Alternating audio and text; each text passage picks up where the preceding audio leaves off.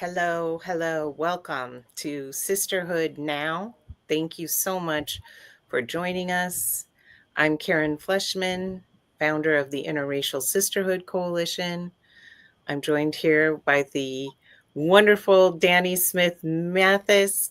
Please say how you are. How are you doing? Hey, I'm well. Hi, everyone. Thank you for joining us here on LinkedIn Live and wherever you're joining us from. We appreciate you coming. We just want to chop it up for a minute with you sisters and get your perspective and see how we can help and uh, collaborate, solidify, be part of Sisterhood Now. Thanks for Yeah. holding space, Karen. Appreciate you. Thank you for engaging in the conversation and for all the conversations. I think that's how we first met each other was your incredible clubhouse conversations and the spaces Yeah, you. right? Yes, yes, you are so good at this, Danny. Oh, man. Listen, this is just what's needed, girl. This is just what we need. It's just Yes, needed. and You just conversation matters and truth awaits conversation. It always does. So I just want to thank you. It's always a pleasure to, talk with you, sis, because your heart is in the right place and you are learning and growing because, and as we all are, right? From our experiences, our mistakes, our limiting beliefs, and that we've been able to turn into more things that will take us into places and into the lives of people that we really, really, really want to touch. So thanks for having me, Karen. thank you. Thank you. And I just want to say um thank you as well to everyone who gave me grace and feedback. I made a big mistake. I really violated one of my core principles of not stepping into something that you don't understand the history and the current context of so that you can add something of value and kind of rush to say something. And I got a lot of very strong feedback about the harm that I caused in doing that. And I just want to thank everyone for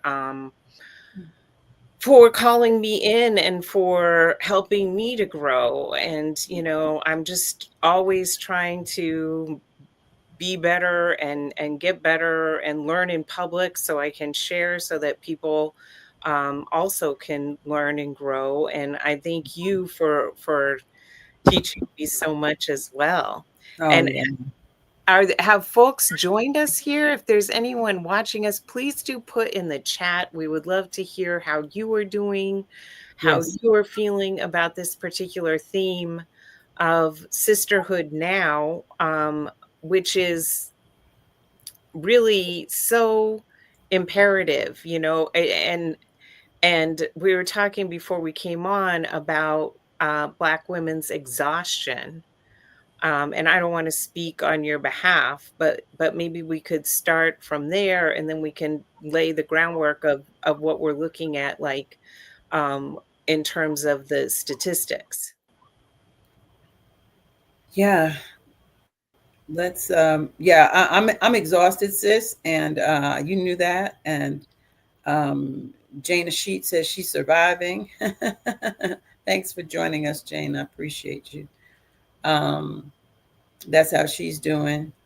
And it's interesting, Karen, to hear um, from, and I hate to use and I do, folks. I hate to use the word white women, but let's just say it what it is. Okay, let's not let's know that I'm being respectful because I'm black, you're white. It is what it is, and you might have some other stuff in you too. I get it, but like I look at Jana Sheets. Jana, I'm assuming is a Caucasian woman. She says she's surviving. Why is Jana surviving? What is it that's unique about what she's going through that might be different than what I'm going through, but yet at the end of the day, we're both surviving. We're all just surviving. And so to me, that's the sisterhood now part, because we cannot assume, I cannot assume, and I won't assume that just because you are a white woman, you don't want to understand. I just think that inherently there are things that we don't understand about each other, never will, because of how God made us, and the places and spaces that He takes us to, and the environments that He puts us in. But I still believe that at the end of the day, we are all there's one race, and that's the human race. And and for us to be like crabs in a basket, in a barrel, whatever they call that, and also to be tired of just dealing with each other. That's not the answer. Just tired of dealing with each other. I am tired of the disrespect that has come to Black women in corporate America, in the workplace in general. That has been my experience, and I'm exhausted. I'm exhausted from that. But I will not allow that to define my life going forward. I mean, I'm pressing 70, so I'm in the last quarter of my life praying for overtime. I tell people, but I think now is the time that it's important for us to just come together, Karen. So I'll stop there and let you speak. Yes, thank you. Thank you so much. And I just want to highlight that Gina replied, because as a transgender woman, I am on the government's hit list, not an exaggeration. But that's not the topic of today, and I'm listening with an open mind. Thank you, Uh, Jane. yes, and Gina is a huge supporter of interracial sisterhood and came to the most recent interracial sisterhood retreat and is a part of the online community. Um, uh, so, just to go back in time, I started really trying to build interracial sisterhood in the wake of the 2016 presidential election, when I saw that the majority of white women had voted for a man who proudly proclaimed he could grab women by the genitals. Um, and then you know, I thought that that was an anomaly, but then I started to realize no, white women have always voted Republican in the majority, with the exception of two presidential elections in the last 40 years. Um, but going back to the workplace, I saw a need that we needed to have a third space outside of the workplace, because in the workplace we are pitted against each other. And what I Absolutely. had experienced in the workplace was great mentorship and sponsorship, and most of my immediate supervisors throughout my career were women of color who were incredible mentors and very supportive of my professional development. But Mhm. yet there were white women who were senior to me within the organization who perceived me somehow as a threat to their proximity to white men in positions of power. And they were the ones who were trying to push down on me and eliminate me so that they could rise further. Mhm. So I realized we can't really have these conversations in the workplace. We need to be outside of the workplace, and they need to be opt in. The other thing that has really stood out to me is that white American social networks are on average 90% white, and 67% of white Americans' social networks are entirely white. So, which is an obvious outcome of, well, white supremacists designed our neighborhoods to be segregated and designed our schools to be segregated. And so, how are we going to get to know each other if we're not, we go to segregated churches, et cetera, et cetera? So, we needed to have a space that people could come to together and share our stories and start to and start to understand each other's experiences, because obviously I'm a huge student of the literature and going to hear the speakers, listening to the podcast. But the most compelling lessons I have learned about how to be a woman in the world come from conversations with women like you. And we need to have a space for these conversations. So I say all that to say, um, you know, in this current context, when we knew as of last year that it's going to take white women 22 years to hit parity in the workplace, and for women of color, it's double that. And Mm, then you add into where we are now with the hundreds of thousands of Black women who have been pushed out of the workforce, and how they came for Claudine Gay, and then all these other Black women that they have come for. I feel like the need for solidarity among women has never been stronger. And yet there is so much disappointment and so much mm, hurt and distrust that it's mm. it's also a really hard time to heal those relationships. Yes, I agree, Karen. It's interesting. What resonated with me when you spoke about your experience in corporate America was that your mentors were wonderful Black women. And my experience was just the opposite. Mm. And I don't think that we're here today with each other in this current geopolitical climate here, right here on LinkedIn Live, and talking about this. And I I was always mentored by in the workplace now, uh, by white women and white men. I had a strong Black patriarchal based family where the Black women were very clear about who they were, and the Black men were very clear about who they were, and who their women were, and there was not that tug for position. And my mother knew she was the wind beneath my father's wings, and my father knew it too. Respected that, and he cherished her.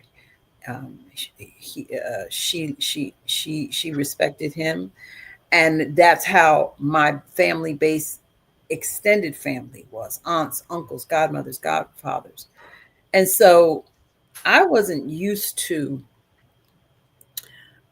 people not being there for one another, women not being there for one another. There just wasn't, there just wasn't that cattiness in our home, in our extended family. You never had conversations about cousins and aunts being at odds with each other and things like that. I'm not to say that they weren't, but that was not the norm. That was not the norm. So my expectation from the world was different, maybe false, maybe it wasn't a realistic expectation, maybe I had that needle in a haystack experience. But I don't want to, and I will never apologize for that experience. And I will never apologize for wanting others to have that experience, want others to be able to say the difference in Karen Fleshman makes no difference. The difference in Danne Smith Mathis makes no difference. And but at the same time, we are the difference, and we can make the difference. And so differences are not the things that should define us. They should refine us and catapult us into a situation, into an environment that is solid. And that's the whole thing about the solidarity that we're talking about here today. I'm very, very exhausted, um, after having had to fight with white women in the workplace. Mm. Um, I'm exhausted about, and that's certainly not physical, but it's a mental, emotional, professional issue, right?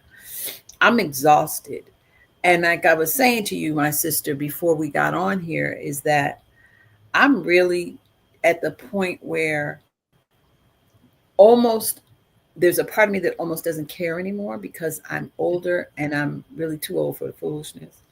But at the same time, I want to be that difference by example. I want to still believe, and I still do believe, that I can have an experience in this age similar to what I had when I was 17 or 18, 16, growing up. And I'm headed to my 50th high school reunion in 2 weeks. And I'm probably going to be the only Black person at that reunion. Not Mm, because there were no Blacks in our class, there were plenty. But we grew up in a predominantly Jewish, Irish, um, Catholic neighborhood initially before. I'm sorry, we grew up in a predominantly Jewish neighborhood at this high school.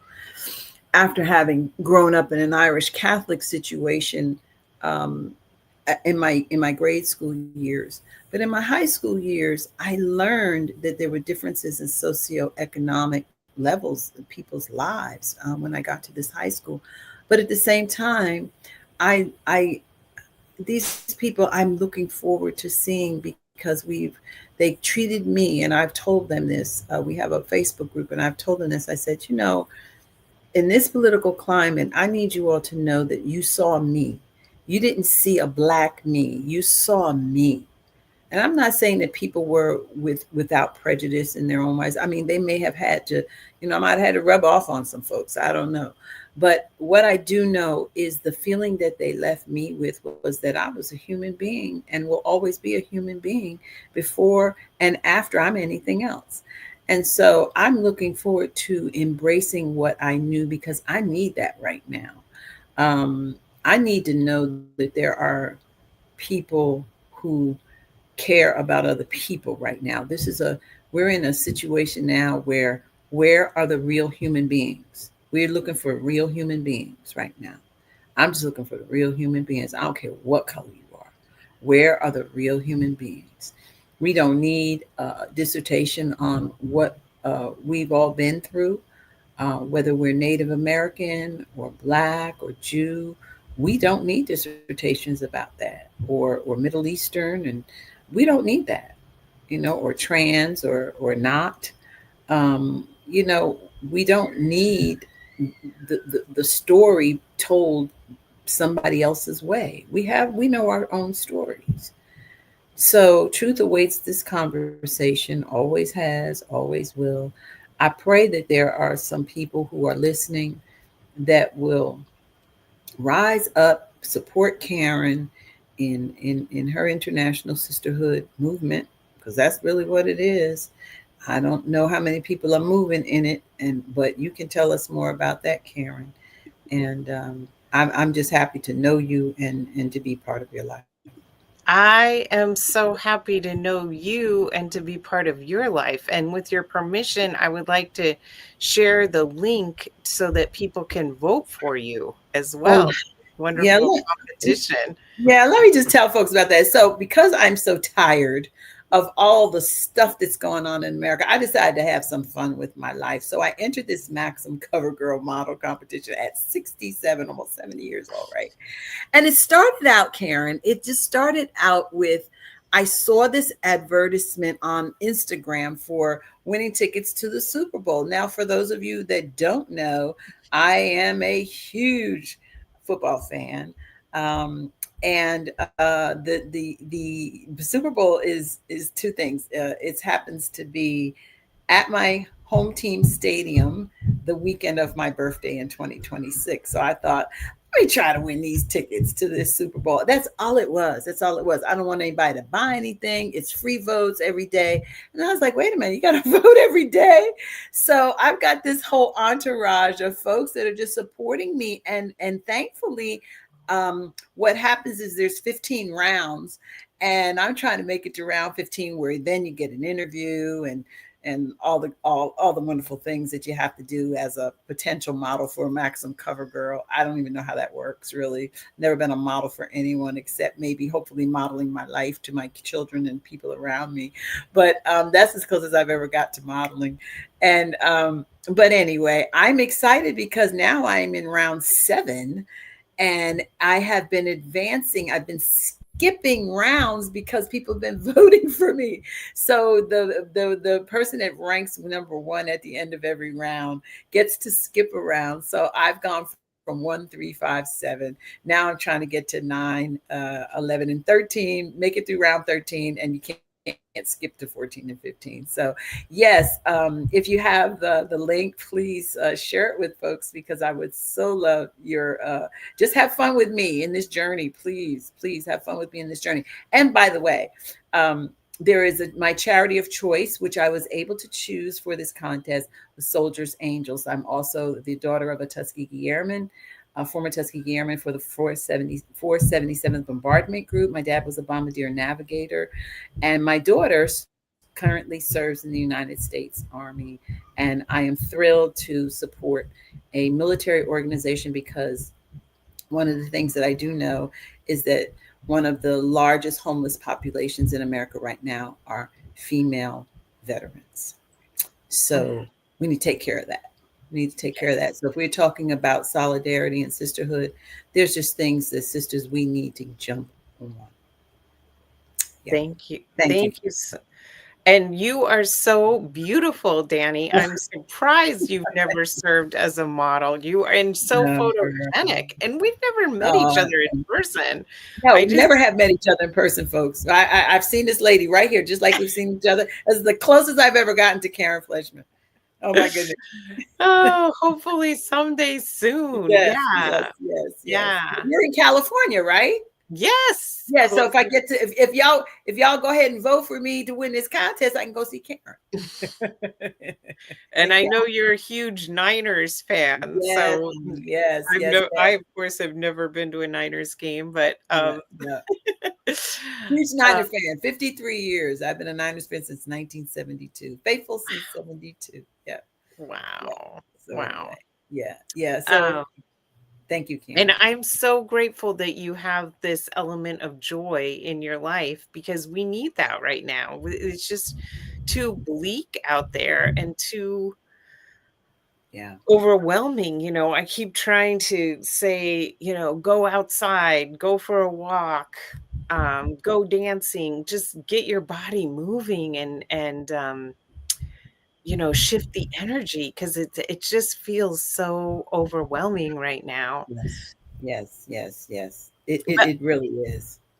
and the other thing I've been thinking a lot is about like what Bob Marley told us that none but ourselves can free our minds. Uh-huh. And Oh, absolutely. Absolutely. And I feel like this is a time when so many things are being exposed, right? The Epstein list, just all the different things. And I Mhm. just hope that there will be a giant shift in consciousness at this time that is people led. I Yes. think we see our leaders out there, our so-called leaders, and instead of bringing us together, they're causing more division and scapegoating and spreading negative stereotypes and all these things. And Mhm. so it's time for we the people to say, hey, we don't believe that anymore. That's right. You're not going to fool us. I know who my sister is, and you can't tell me Mhm. anything negative about her because that is not true. Um, Absolutely. yeah. So, Karen, I wrote a Substack article today, and I wanted to share that a bit of it with our listeners. Left to live or right to die, and Yes. this is a matter of life or death. I mean, we're seeing some things, and I'm not going to talk about, in more recent days. But this is a matter of life or death, and you know what I'm talking about. But politics in America has, always been like this contest of values. But today it feels like a contest of survival. And that's, just like what Jane was saying, she's surviving, right? It's a contest of survival. So I was thinking this morning when I was writing this, left to live. And it's play on, of course, the left and the right, the blue and the blue and the red. And when I thought about Sisterhood Now, and I thought about, all this coming together, I don't want to merge with people who are forced right to die by division, inequity, and exclusion. I don't want to merge with that. I don't believe in that. I believe in diversity. I believe in equity, and I believe in inclusion. And that was long before DEI was a thing. I mean, you just take it like when I think of my first diverse experience, I was with a little girl. We probably weren't even 2 years old. There's a picture of our fathers. One there, her father was white, my dad's black. She's white, I'm black. We were little kids. We didn't know that about each other. We just knew our fathers were friends, and we were standing there in our little play suits at 1 years old. And I have that picture to this day. And I remember her name was either Lillian or Lorraine. And it's like back in the day, you had these little girls had all these old lady names, as we call it.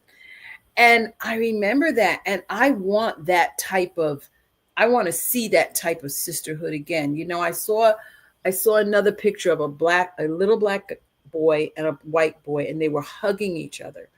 And it said, God created the color of your skin, but you choose the content of your character. And there's a lot of bad choices being made right now about that latter part. So when I'm writing, I'd love for people, and I don't know if you can put in the link to the Substack article, but on one hand, this left, it represents that, like, those who argue for life. We're arguing for our life that's defined by freedom and fairness and the dignity of just being left alone. Like, just leave us alone. I want to breathe. I want to create. I want to thrive without constant interference from the state or from people who want to deny rights to others. And then on the other hand, the right, as I'm thinking about it, is this increasingly, risk defining itself not by conserving liberty, but presiding over the erosion of that very thing, replacing the idea, the concepts of diversity, the concepts of fairness and equity, the concepts of inclusion, right? I remember growing up, my dad always used to say, there is such a thing as called designed exclusion and designed inclusion. And this was back in the 60s. I remember my father telling me this. So this is nothing new under the sun. This is now what to me, what dying really means right now is that we're told that DEI was a threat. It was an overreach. It was a distraction. But when all of those things that came out of DEI, the programs, the principles were stripped away, it takes you to places like too often where it's just, there's no neutral. It didn't take us to neutral place, to neutrality, but it took us to this deliberate architecture of inclusion. These pillars of exclusion, the division, pitting women against women, communities against community, all of us against each other, defining winners and losers and insiders and outsiders, and then, rigging systems so that resources and power and justice will flow predictably to the few at the expense of the many. And then the exclusion is just, it's almost unfathomable.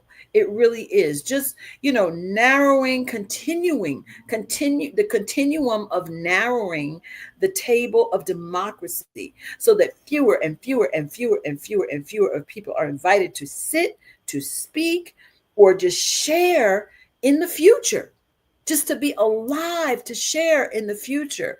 So I hope you'll go ahead and share the link to the Substack article. I get into it a lot more detail about that. But the question before us is not just political, it's moral and it's spiritual. And I think that the choice is ours. I think that history shows that democracies don't die in one fell swoop. They just don't go away, right? That just doesn't happen. They wither when people forget the differences between freedom and control, between community and exclusion. And that's what's happening. That is what's happening. And that is the difference right now, as I see it, between life and death. So I think that we ought not to be deceived by all this clever rhetoric, any short-term games that even might be happening now, because we've been set back so far, in my estimation. But at the same time, setbacks are setups. So I think the weakest ones in the room are the loudest ones in the room. So I think now is the time for us to move somewhat in silence so that at the proper time we can all say, checkmate.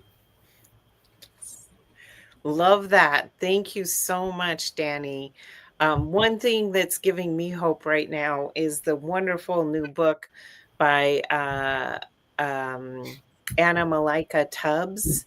It's Okay. called Erased: What American Patriarchy Has Hidden from Us. Mm. And she says in there, her goal is to expose to us what American patriarchy is, its history, its origins, and how it manifests today. Because she says, because the patriarchy is so rigid and so full of contradictions, it actually makes it really brittle and easy to break. And once we can see what it is, then we can start to dismantle it. And I also believe you never win by going against the old. You create something new and make the old obsolete, as That's our exactly, Buckminster Fuller used to that's say. exactly right. That's So exactly right. sisterhood is the future. If you want to participate, we have an online membership community where we can have conversations off social media. It's become very toxic on social media.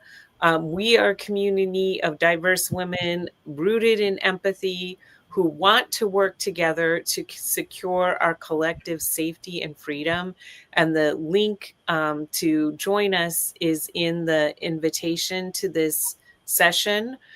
We also have an upcoming interracial sisterhood retreat in Hmm. Barbados. If you really want to get away and work on this in an incredibly beautiful, elegant private villa owned by a Black woman in a space that's Nice. entirely our own, no, patriarchal nonsense going on.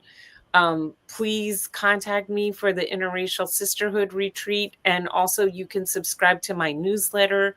And I've included the link to vote for Danny in the show notes for this, in the description of this live, as well as it's here in the chat. And could I just ask you, Danny, for your parting thoughts and what is giving you hope and what is your call to action? Um, I I think what's giving me hope right now is my own personal faith and um, my family. Just I'm not living for myself alone. Um, I have learned to love, like, Whitney Houston said, learning to love yourself is the greatest love of all. I've learned that. And I'm thankful for that. So that now, when I pour into my family, like right now in this season of my life, I'm living with my son and his wife and my two youngest grandsons, 2 years old and 9 months old. And that's a different season of my life. And that watching them, they have no idea what's going on, and I can't explain it to them, but I can live in such a way that you know they can become the best versions of themselves, and and just to help them become who they were meant to be. And I'm focusing on my family. I'm not focusing on anything else right now, except trying to have some little fun on the side. And when tickets to the Super Bowl. So don't forget to vote. Vote Yeah, early and vote often. In this, you don't have to. You can vote more than one time. You can vote every single day.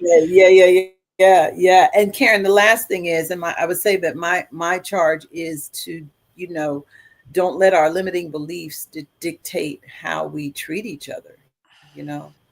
Um, just get to know somebody else. Just get to know someone else, and let people take care of you if you're in that season of life. I'm in that season of my life, not in the sense that I'm pretty active and all, but there are people that want to give back to me, because they feel like I've done a lot of that over time. And somebody just told me the other day, no, I'm sending you to the ocean. You left the ocean. You need to go back to the ocean for a week. I'm sending you to the ocean. This is a gift. There's nothing you can do about it. You need to learn how to. You need to learn how to accept. Just let people take care of you. So whatever season you're in, embrace it.